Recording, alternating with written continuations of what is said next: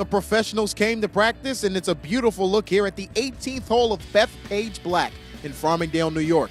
It's the home of the Barclays tournament, last here in 2012, and this year it's the home of the first round of the 2016 FedEx Cup playoffs.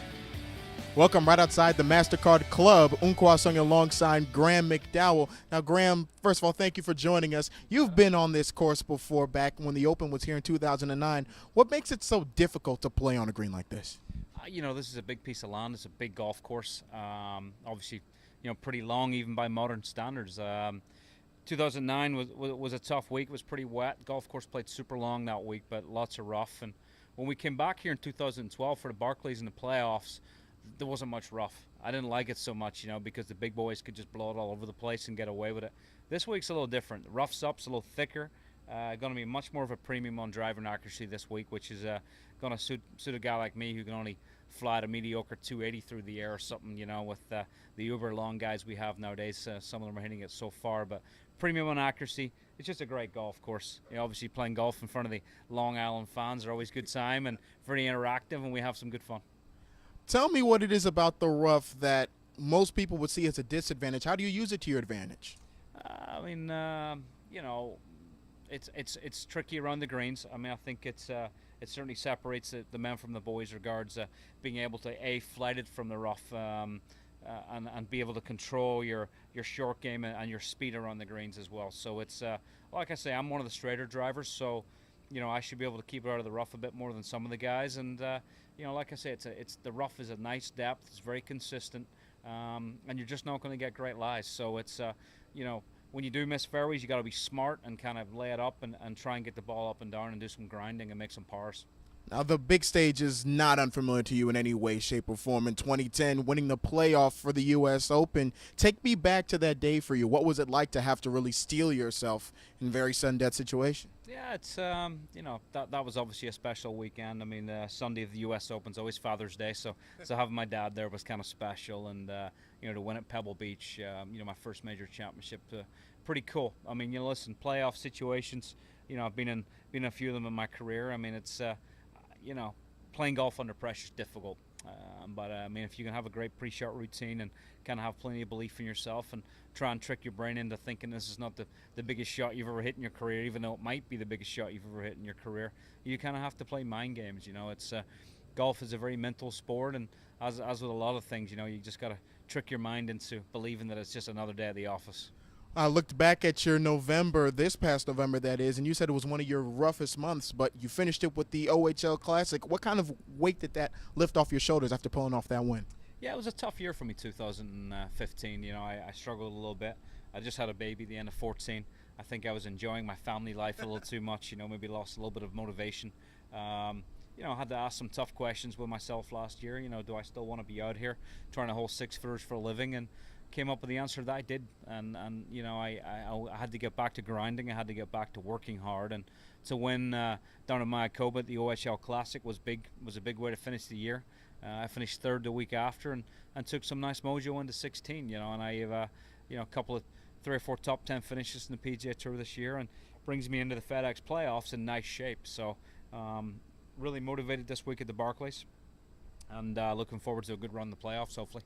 When one looks at the golf schedule, they sort of think that since it's the weekend, you kind of go round by round by round. Mentally, how do you prepare week in and week out, especially in a playoff situation like this? Yeah, it's a long year. We play a lot of golf, especially a guy like me who plays a little bit in the European Tour as well. And, we play a lot of golf. So you're always pacing yourself, and trying to just kind of read how the body feels a little bit and how much practice you need. Coming off the back of a decent weekend last week down at the Wyndham in North Carolina. I finished 5th there. So coming in this week, I'm not grinding. I don't need to look for my game. I know it's kind of close, and just going out on the golf course. I played 7 or 8 holes today, just getting to grips with things, feeling the black course here, and I'll play the ProAm tomorrow morning, and I'll get ready to play Thursday. So it's a long year. Like I say, you got to pace yourself both mentally and physically, and make sure you're ready to play every week.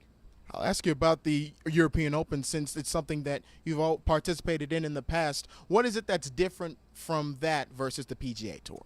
The European Tour and the PGA Tour, they're different. The European Tour, we spend a lot of time on airplanes. You know, we play everywhere from Europe to China to Australia to South Africa, you know, all over the globe. And the PGA Tour, I mean, you know, you Florida to LA to maybe Hawaii a little bit. That's about as far as you go. You know, it's obviously there's been a bit of financial difference the last 10 years. You know, with obviously Europe really recovering a little less slowly than perhaps the States. You know, in the financial crisis, sort of end of '08, start of 2009, it's been tough. You know, so Europe are playing catch up a little bit, but you know, come the end of September every couple of years when we get to the Ryder Cup time, it's red versus blue. And you know, I'm certainly very proud and very passionate about kind of where I grew up and the European Tour, and obviously representing Europe at the Ryder Cup. It's you know, I've played 4 times, 4 Ryder Cups.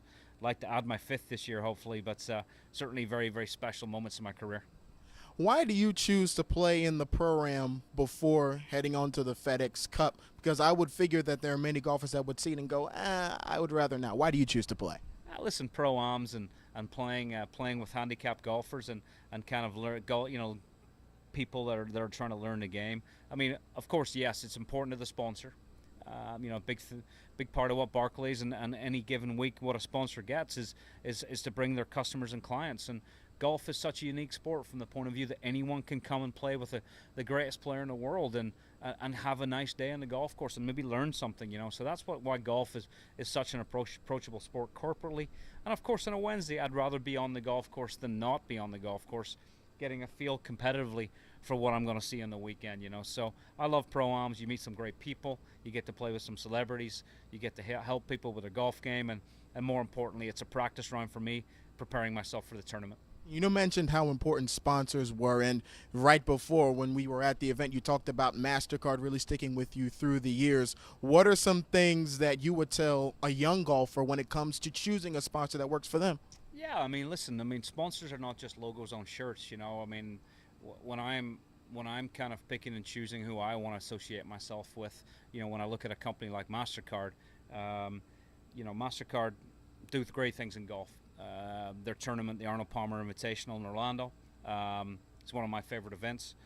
But you know, the prices campaigns, the things we get to do within golf, the commercials, you know, they really help us with our brand as well. You know, so not only are we bringing value to them, but they bring some value back to us. And you know, this evening we're talking about payment innovations and the fact that MasterCard are actually more of a technology company nowadays, and really leading that race for, you know, how are we going to be using our cards and our payment systems on our mobile phones and online, and being secure and being safe with our online kind of payment structure. So it's cool that they want to involve us, and they want to let us be part of things. And you know, like I say, what I'd say to a young kid is look at a company that reflects you and reflects your brand.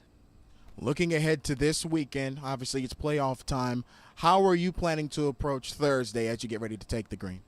Listen, I mean, like I say, game's in good shape coming off the back of last weekend. I'll just be limbering up, trying to keep energy levels where they need to be. Like I say, Bethpage Black is a big golf course, big physically.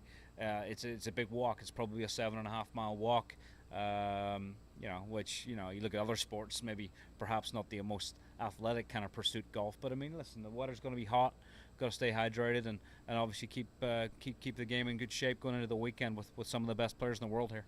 Perfect. Graeme, thank you for your time. Thanks so much. That's Graeme McDowell right here at Bethpage Black in Farmingdale, New York.